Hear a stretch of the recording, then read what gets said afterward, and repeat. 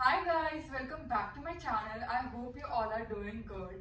So आज बहुत ज़्यादा स्पेशल एक वीडियो हम शूट कर रहे हैं एंड हमारे साथ है आप Aditi. Hello, my name is Aditi, and it's all nice to be on Manya's channel. And I thank Manya for getting this podcast with me, doing this podcast with me, and I'm very happy to share my experiences with her. And so yeah. So guys, आज हमारे साथ है Aditi and ये अपना experience share करने वाली है कि ये कब कनाडा आई थी, इन्होंने क्या क्या स्ट्रगल्स फेस किए यहाँ पे, इन्होंने कितनी जॉब्स की है, कितने घर चेंज किए हैं, कैसे कैसे लोगों से मिले हैं। तो आज हम इनका पूरा कैनेडियन एक्सपीरियंस जानेंगे ताकि जो भी बच्चे फ्यूचर में आने वाले हैं उनको इनका एक्सपीरियंस देख के एक मोटिवेशन मिले एंड पता चले कि कनाडा की रियलिटी क्या चल रही है अभी।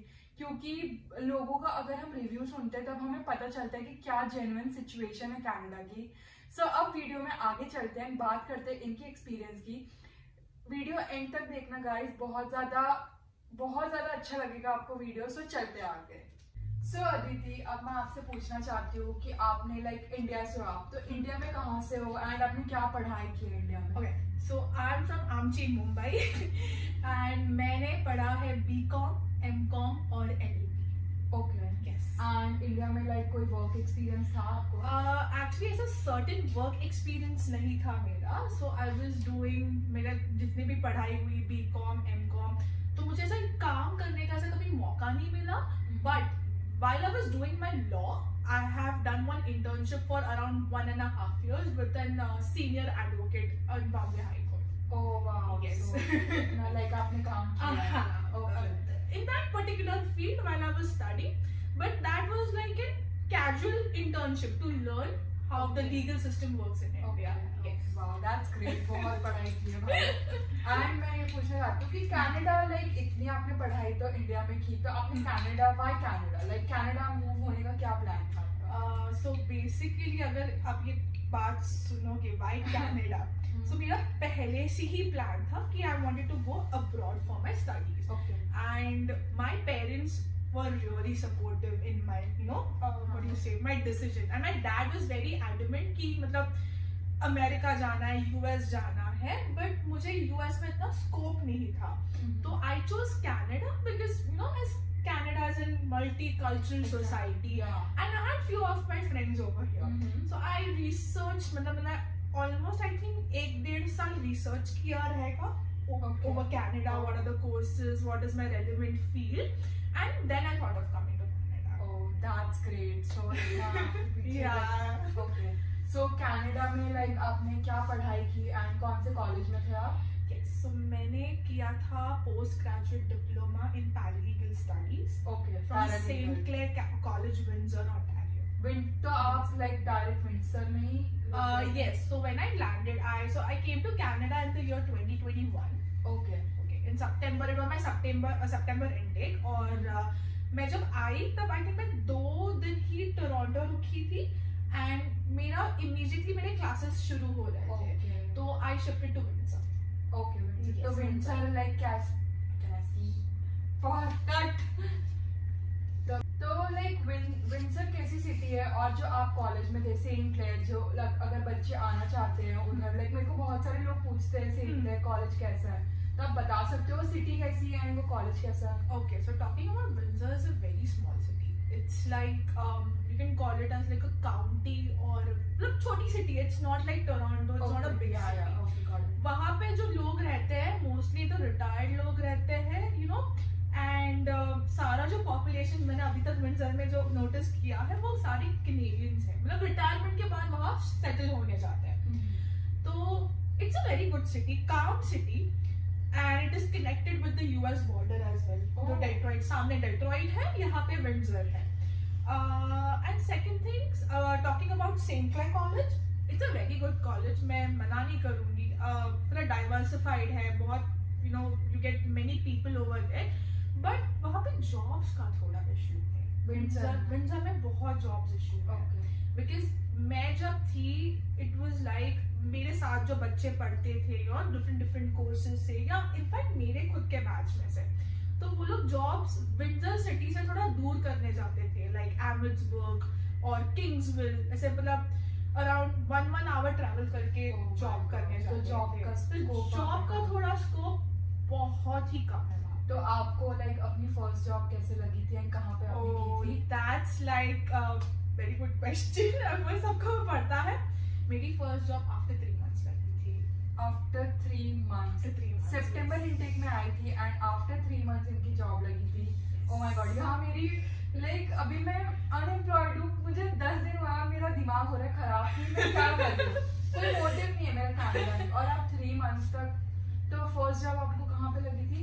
सो मैंने बहुत अग्रेसिवली सर्च करना स्टार्ट किया था। जब जैसे मैं विंडसर लैंड हुई उसी दिन से मैंने इंडीड, मैंने जिप रिक्रूटर, मैंने व्हाट नॉट साइट्स पे अपने रेज्यूमेस डाले थे। इवन मैं खुद लाइक स्टोर टू स्टोर जाके सब जगह रेज्यूमे बांट के आई थी। You know I had like a bunch of whole resumes I had printed from my college, और मैं सारे स्टोर्स में जाती थी। You know maybe it No Frills, your Food Basics, LCBO तक, like each and every store, small businesses, restaurants लेके मैं बांटती आती थी। पर मुझे मेरी फर्स्ट जॉब लगी via Indeed. I would like to mention that, Indeed. तो वो थी five guys burgers and fries में, and it was a fast paced restaurant unlike McDonald's. It's a US company actually. So मेरी first job वहाँ लगी थी। तो जैसे ही लगी तो I was happy of course कि ऑफ कोर्स 3 महीने बाद मेरी फर्स्ट जॉब लगी। But the experience was surreal because मैं फर्स्ट टाइम किसी फास्ट फूड इंडस्ट्री में काम कर रही थी with no experience whatsoever. But मजा आया, काम करते करते सीखना पड़ा, दैट्स इट। एंड लाइक अभी तक लाइक आपको 3 साल हो गए, तो आपने कहाँ कहाँ काम किया है, मेरे को ये बता सकते हो? यस, सो स्टार्टिंग ऐसा साइड मेरी फर्स्ट जॉब थी five guys burgers and fries. वो मैंने 1.5 महीना ही किया था बिकॉज उसके बाद जो मेरी मैनेजर थी वहाँ की, she was just hiring people and she was sacking out people. वो एक थोड़ा सा अलग सिनेरियो चल रहा था, वो मुझे कभी समझ में नहीं आया। आई वाज लकी इनफ कि मुझे वो जॉब, मुझे सैक नहीं किया उसने, मैंने खुद रिजाइन किया था। और मुझे एक जॉब लगी थी जनवरी 2022 में, that was in bill Gosling outsourcing. It was a remote job, it was a call centre type job तभी। तो घर बैठ के मैं विंडसर में बैठ के काम कर रही थी। तो मैंने वो तकरीबन 6 महीने तक जॉब किया, 6 से 8 महीने तक। एंड बिकॉज उसके बाद मुझे वो जॉब कई रीजन से छोड़नी पड़ी, I had to move to Mississauga to find a job. And when I came, Windsor से डायरेक्ट मिसिसागा। Yes, तो मिसिसागा कौन से ईयर में आए? I came in that year only, 2022 Okay. अगस्त में आई थी मैं। ओके। तो मैं आई और मुझे 10 दिनों में ही मेरा फर्स्ट जॉब टोरंटो में लगा, मैकडॉनल्ड्स में। वाओ गाइस, मैकडी में, ओ माय गॉड। मुझे actually as a crew member या क्रू में मुझे actually I was not comfortable in leaving Windsor and coming because मेरा कॉलेज अभी भी चालू था। But still I took that courage कि नहीं, अगर जॉब्स ढूंढने हैं, कुछ करना है, तो you have to leave your city and you have to go. Even if you don't get your job, even nothing happens, I have to leave. उसी दम पे मैं निकली, but by God's grace I think I got the job in technicals. And अभी भी आप McD में ही काम कर रहे मैं 1.5 साल से मैकडॉनल्ड्स में ही काम कर रही हूँ। जिस मैंने टोरंटो का लोकेशन चेंज किया, मिसिसागा में जॉब अप्लाई किया था। ओके, सो इधर मैं आपसे ये पूछना चाहूंगी कि आप कुछ टिप दे सकते हो, लाइक आपने इतनी सारी जॉब्स चेंज किया ऑब्वियसली, तो सब लोग जो न्यू इनटेक में स्टूडेंट्स आते हैं वो लोग पूछते हैं कि हमको जॉब नहीं मिल रही, हम कैसे अप्लाई करें? तो कोई एक टिप जो आप सबको देना चाहोगे? एक टिप मैं इतना ही दे सकती हूँ for job search, aggressive job search करो। मतलब ऐसे मत निराश हो जाओ कि अगर आपको कोई भी एम्प्लॉयर मुंह पे ना बोले कि sorry we are not hiring at the moment, just drop the resume even if he और शी सेज नो। और जितना हो सके मैनेजर्स को जाके कांटेक्ट करो। यू नो लाइक अगर पूछा कि स्टोर मैनेजर है भाई, I want to talk to him और her, just go contact, give your resume. Maybe आपका अगर लगे, maybe on the spot hiring हो जाए, you know you never know, आपका लक चल जाए। प्लीज, मेरे फ्रेंड्स के साथ हुई ये चीज कि मेरा एक फ्रेंड था विंडसर में, मेरी बैच का, तो उसको 3 महीने से उसको भी जॉब नहीं लग रही थी। एंड वैसे ही वो एक दिन वेंडीज चला गया दोपहर के टाइम पे, manager was there and he hired him on the spot. Wow, so ये लक है, मतलब कभी भी कुछ भी हो सकता है यहाँ पे। Exactly. Okay. And online off course online is the second most way you can apply. Indeed है, ZipRecruiter है. Then you can contact the the some recruiting agencies as well. जैसे Apple One है, Adecco है, Aston Carter है. There are a lot of agencies. You can go and contact them. So, अभी like हमने बात कर ली job की and all that stuff. अब मुझे आपसे ये पूछना है, स्टूडेंट्स का मेन कंसर्न होता है यहाँ पे आके, एक तो हम यहाँ पे अकेले आ जाते हैं फैमिली को छोड़ के, तो उनका मेन कंसर्न होता है कि सारी चीजों को बैलेंस कैसे करना चाहिए, लाइक वर्क लाइफ और स्टडीज को कैसे एक साथ मैनेज करना चाहिए. तो आपने कैसे कोप अप किया, आप शेयर करना चाहोगे? Sure, I like to share this with the viewers. It's very easy. You have to make a strict schedule. बोलते हैं ना कि मतलब वो एक टेक्निक होती है, आर्ट होता है, कि हमें अपने असाइनमेंट्स को भी प्रायोरिटी देनी है, हमें एग्जाम्स को भी प्रायोरिटी देनी है. बिकॉज कनाडा में कैसा होता है, हमें हमारे स्केड्यूल्स पहले से ही मिल जाते हैं. मतलब जो कॉलेज का जो स्केड्यूल रहता है वो प्री रिलीज रहता है पूरे सेमेस्टर के लिए. तो बच्चों को पता चल जाता है कि किस दिन अपनी एग्जाम है, किस दिन असाइनमेंट एग्जाम है, कौन से वीक में क्या होगा. Yes, exactly that I mean to say. तो वैसे ही मैंने अपना मैनेज किया कि पता है इस दिन मुझे प्रेजेंटेशन है, इस दिन मुझे कॉलेज जाना है, इस दिन मुझे काम करना है. तो वैसे मैंने अपने एम्प्लॉयर्स को भी बोल के रखा था कि मुझे इस टाइम पे काम दो, and they were okay with it, okay with the arrangements made. तो वैसे मैंने अपना वर्क और स्टडी लाइफ बैलेंस किया है. बट एक चीज मैं ये भी मेंशन करना चाहती हूँ कि while studying just don't focus only on working. कि यहाँ मुझे पता है, मैं खुद वो स्ट्रगल से जा चुकी हूँ, गुजर चुकी हूँ. ज्यादा पैसा कमाने के चक्कर में आप अपने स्टडीज को निग्लेक्ट मत करो. मैं यही बताना चाहती हूँ. बिकॉज मेरे साथ एक हादसा हुआ है, बिकॉज ऑफ मेरी हेल्थ खराब हो चुकी थी. I was suppose to graduate in the year December 2022. In my last semester, in one of the subjects, my health worsened a lot. मेरी तबीयत इतनी, मुझे बुखार आ गया था और मैं एक पेपर देने के लिए मैं जा नहीं चुकी थी. I couldn't go to the college and give my paper. So I failed in that subject. And unfortunately मुझे मतलब वो repeat भी नहीं करने दे रहे थे, because they were like, we don't have that course coming in spring, so you have to wait till next fall. Oh my god. And इसके वजह से, और ऊपर से मेरा study permit was expiring in the April 2023, और उसके पहले मुझे एक्सटेंड करना था. बट अगर मैं as a part time student जाती तो मुझे काम नहीं करना पड़ता, मैं काम नहीं कर सकती थी. तो मुझे एक सेपरेट कोर्स में एनरोल करना पड़ा, a full time course again. Oh my god. To extend my study permit, to come on a full-time status, so I can work, get my fees out, like do my living also. और वापस सितंबर में मैंने $1200 भर के enrol करके अपने graduations complete किए. Like I graduated from St. Clair College. That subject, that particular subject, I was failed. And उसके बाद वापस कैनाडोर में आपने लिया. कैनाडोर में मैंने एक सेमेस्टर कंप्लीट किया खाली, just to show the IRCC कि चलो मैं कुछ पढ़ाई कर रही हूँ. That's everything. And once I graduated from St. Clair College, I applied for my work permit. Okay.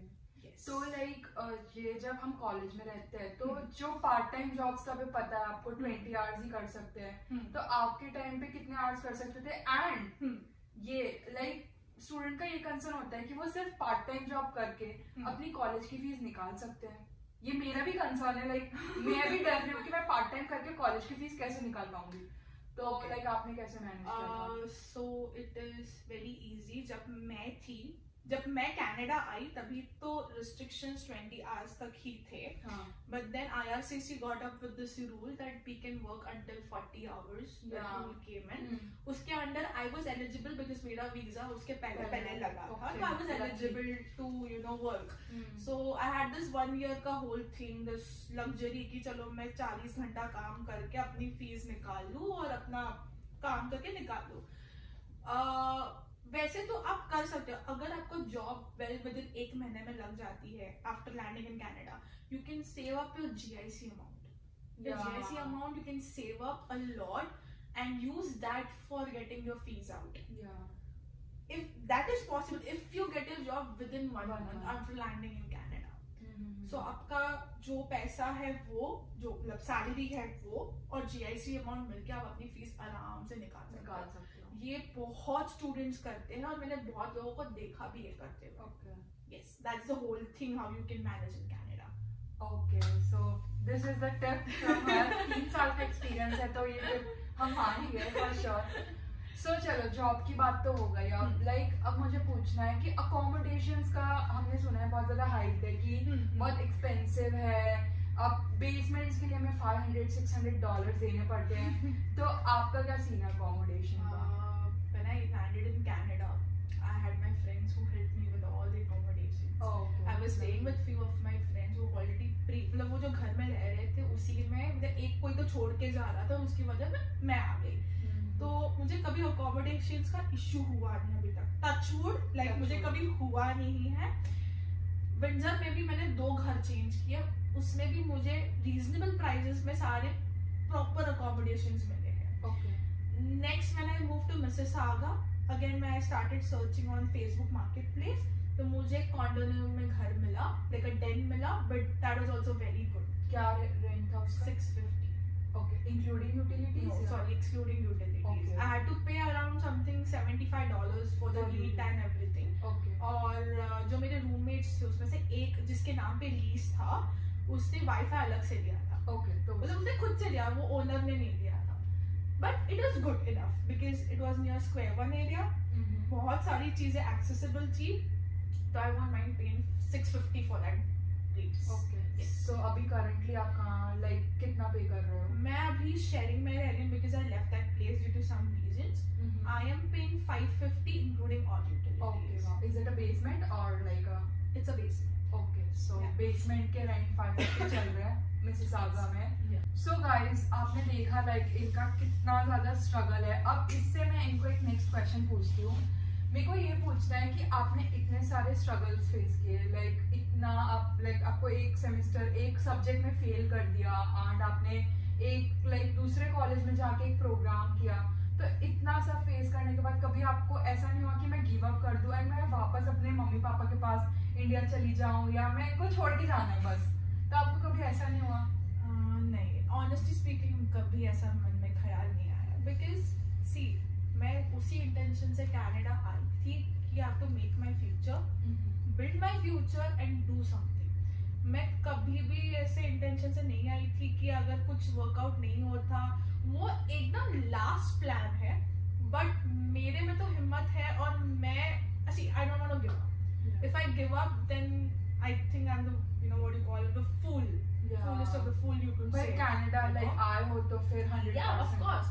And see, यहाँ भी सर्वाइवल होता है लोगों का, मैंने बहुत लोगों को देखा है। Trust me, I have met such people who are still struggling. They don't have jobs, but still they're struggling on the hope that they'll get a job. Yeah, I know. And giving up is not a thing.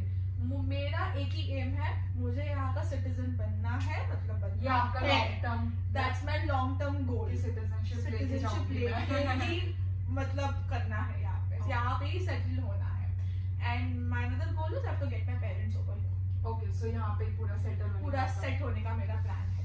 Okay, even if it takes like me 10 years down the lane, I don't mind. I'm ready to struggle more, just chase my dreams and do whatever it takes me to. तो आपको ऐसा भी मन नहीं करता province change कर दूं या ओंटारियो से अब जाना है बाहर या ऐसा कुछ?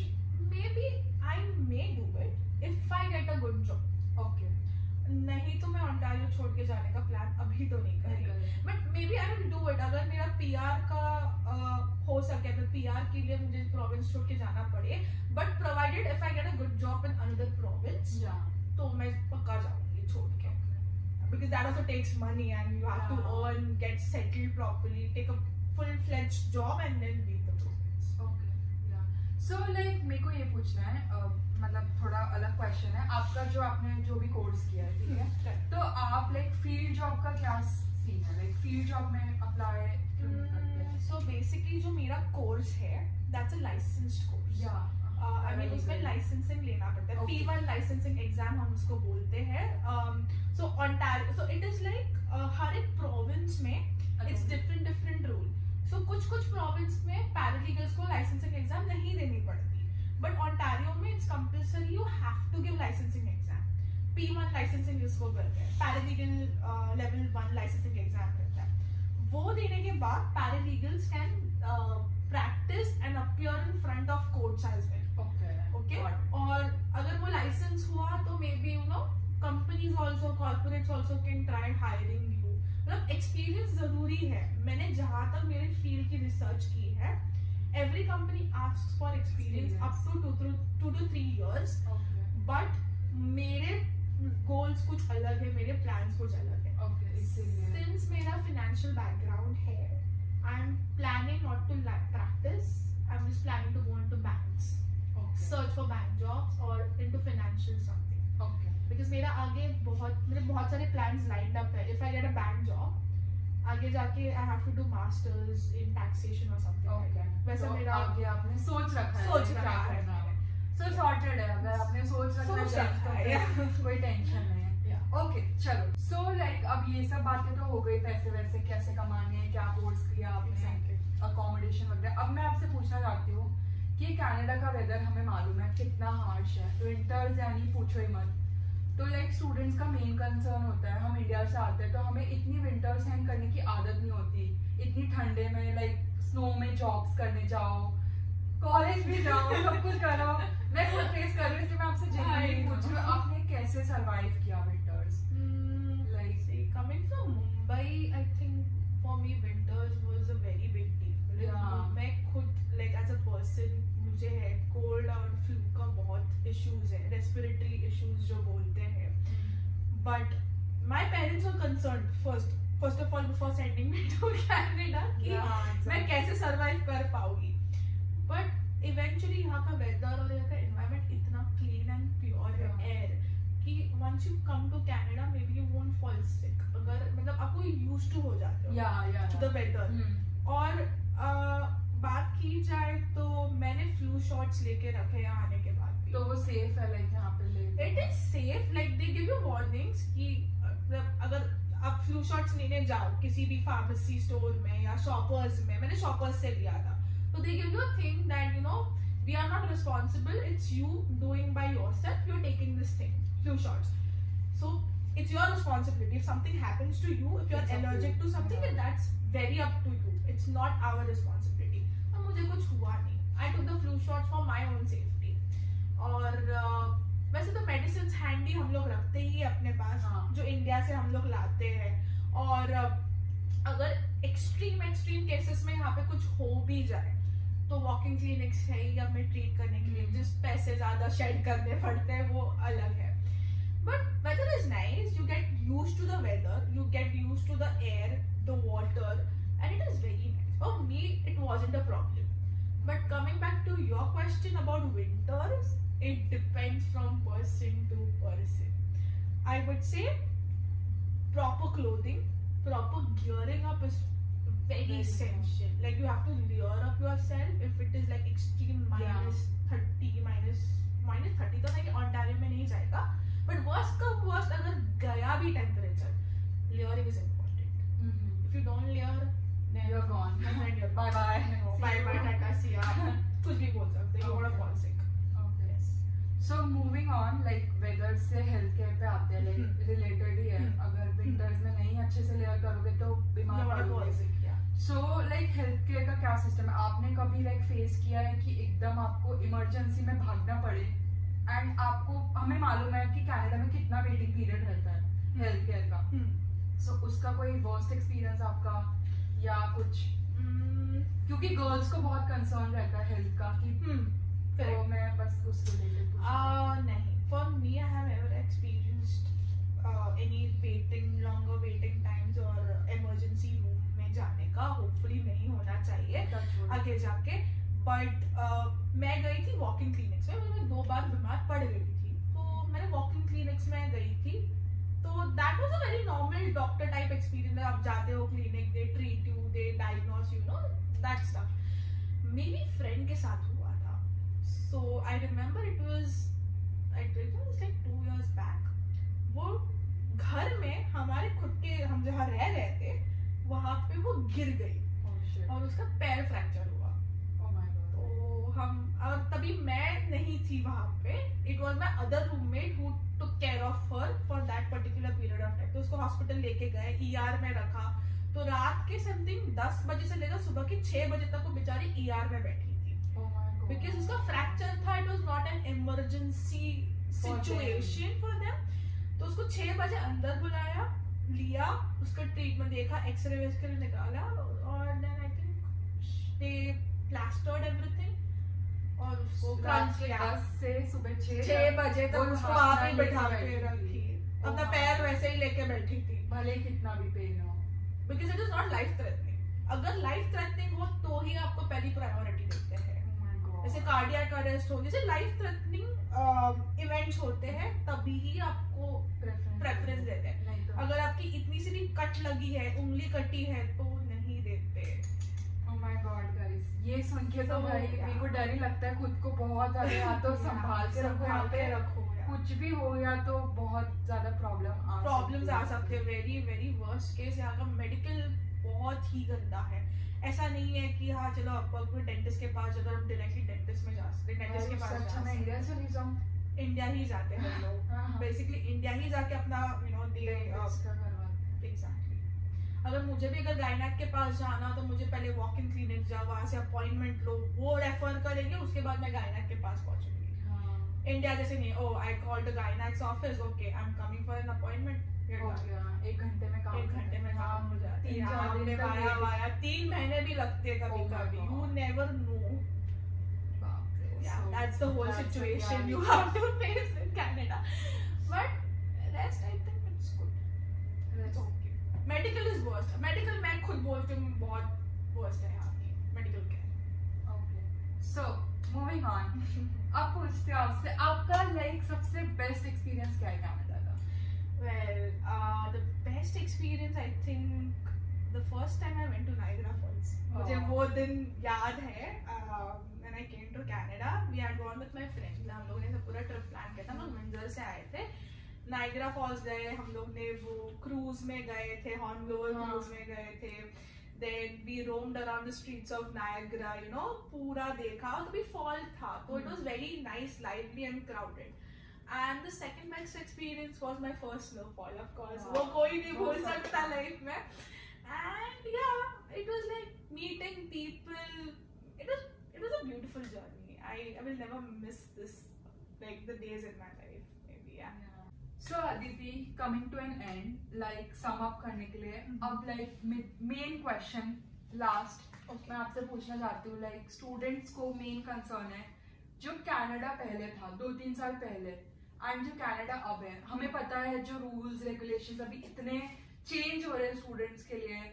I just want to ask you that, is it worth coming to Canada in 2024? I guess it depends on each and every person. Manya, to be honest, सबकी जर्नी अलग रहती है, सबका परसेप्शन अलग रहता है। किसी को कनाडा सूट होता है, किसी को नहीं होता। I had one of my other friend who came to Canada for 3 days and he left. Huh? 3 days? Yes, that's the truth. 3 days, not even kidding. उसको नहीं जगा उसका weather and he was so depressed कि उसको लगा कि नहीं, Canada is not meant for him, so he left. he didn't even like, you know, he didn't even try to, हम लोगों से बहुत समझाया कि you know just wait, just give it some time, but he did not wait back. But I think after staying here for almost like 3 years, I felt everything, you know, is to be like, मैं क्या बोलूँ, सबकी अलग अलग journey है। मैं एक ही इसमें बोल सकती हूँ क्योंकि मुझे अगर सूट हो रहा है तो ऐसा नहीं कि आपको भी सूट हो, किसी और को भी सूट हो ना, it depends on each and every student. और कुछ लोगों को ऐसा लगता है नहीं थोड़ा कनाडा डिप्रेसिंग है बिकॉज विंटर्स में थोड़ा सा स्लो हो जाता है तो थोड़ा सा डिप्रेशन हो जाता है। वो होता ही है, वो तो विंटर, वो तो ग्लूमी होता ही है ऑब्वियसली। तो कमिंग टू कनाडा मैं एक ही बात बोलूंगी, अपनी अपनी रिसर्च करो, कनेक्शंस बढ़ाओ, किसी से पूछो। अगर आपको अपना कोर्स जॉब सूट हो रहा है तो आप पक्का डिसाइड, आपको पता है आपके कोर्स या जॉब की लाइक स्कोप है आगे फ्यूचर में, exactly. then you can come. Exactly. That's the main point. और दूसरी बात मतलब IRCC is always planning new immigration क्या बोलते हैं programs for newcomers. जैसे अभी मैंने देखा कि CR स्कोर बहुत ही बढ़ चुका है 543, 40, 60, 43, तो वो देख के कभी कभी मुझे भी नर्वसनेस हो जाती है कि PR हो जाएगा कि नहीं, but I guess it will decrease within time. अगर उनको लोग चाहिए तो वो लोग ऊपर नीचे अपना स्कोर कर ही देंगे for each and every province. वो तो है. सो ये जो GI से भी बढ़ी है लाइक डबल अप हो गई है डायरेक्ट, तो आपको क्या लगता है लाइक इससे इमिग्रेशन पे कुछ इफेक्ट होगा? मे बी यस, दिखना शुरू हो चुका है over the period of time. Students are not choosing Canada because of that, because $10,000 से $20,000 it's like a lot of money, right? So I think students will prefer much more जहाँ उनको convenient पड़े. Exactly. तो जो afford कर पाएंगे शायद वो ही आ पाएंगे. और मेरे को तो अब लगता है कि अब कनाडा में लाइक पहले कैसा होता था, जिसको मन करता था चलो कनाडा चलते. अब ये होगा कि जो लाइक कर सकते, जिनका फाइनेंशियल बैकग्राउंड स्ट्रांग है, अब लाइक पब्लिक वैसी आएगी. यस, वैसी ही आएगी, वैसी ही फिल्टर होके आएगी. And second thing, job market भी अभी थोड़ा बूम होने लगेगा. मे बी अभी रिसेशन चल रहा है, रिसेशन बहुत चल रहा है. मैंने सुना है IT में ले ऑफ्स हो रहे हैं and things are worsening. But I think over a period of time within this year और बाय समर्स जैसे जैसे अप्रोच होता रहेगा, थोड़ा मार्केट शायद से ऊपर जा सकता है. Job market will get better and better in Canada.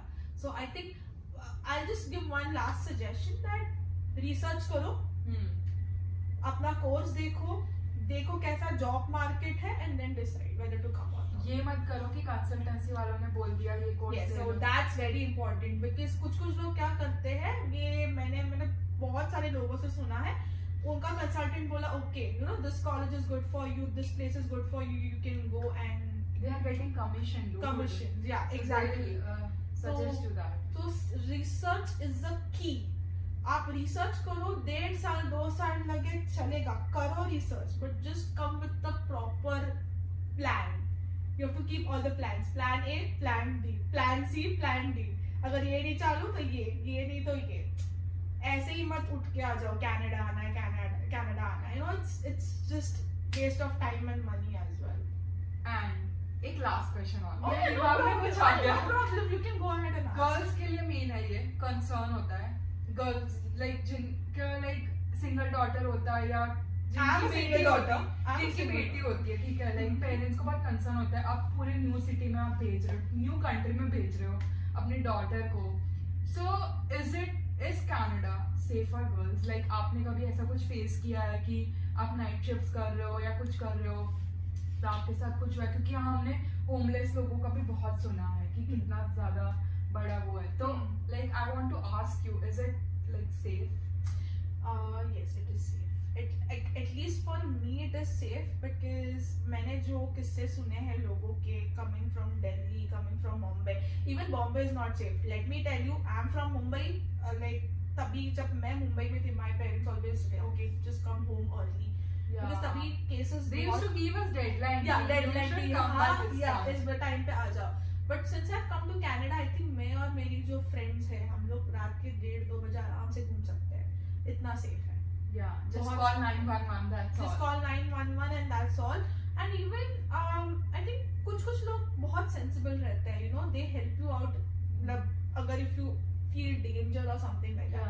मैं खुद मैकडॉनल्ड्स में काम करती हूँ, मैं नाइट शिफ्ट भी कर चुकी हूँ. तो नाइट शिफ्ट के टाइम पे स्टोर में ज्यादा कोई लोग होते नहीं थे. Honestly, it's like 5 people in the store, that's it. तभी हम पूरा स्टोर लड़कियां चलाते थे, कभी एक भी लड़का नहीं होता था. And that used to be like, okay, yes, we are managing it. We are managing it, everything. तो safe है, safe बहुत है. And I never felt something कि मैं रात को 2-1:30 बजे घर आती हूँ, कभी बस से या उबर से. कभी ऐसा इंसिडेंट नहीं हुआ कि I felt something unsafe. If I feel there's a threat, I might just call 911. So they'll come immediately. They'll come immediately to the rescue. That's it. Okay, so that's a great help. Like just Jin parents को doubt होता है कि यहाँ की security safety कैसी है girls के लिए, सो इनका एक्सपीरियंस हम जान ही सके। इवन मेरे को भी 5 मंथ्स हो गया, अभी तक मैंने ऐसा कुछ फेस नहीं किया, टच वुड, एंड कभी फेस करना ना पड़े। So thank you so much Aditi अपना एक्सपीरियंस शेयर करने के लिए व्यूअर्स के लिए। ये इतनी बड़ी हेल्प होने वाली है, आई बिलीव लाइक लोगों को पसंद आए ये video, and thank you so much again. And guys like करो, कमेंट करो अगर कोई भी डाउट है, एंड सब्सक्राइब करो चैनल को, और हम मिलते हैं अब अगले वीडियो में। Bye for now.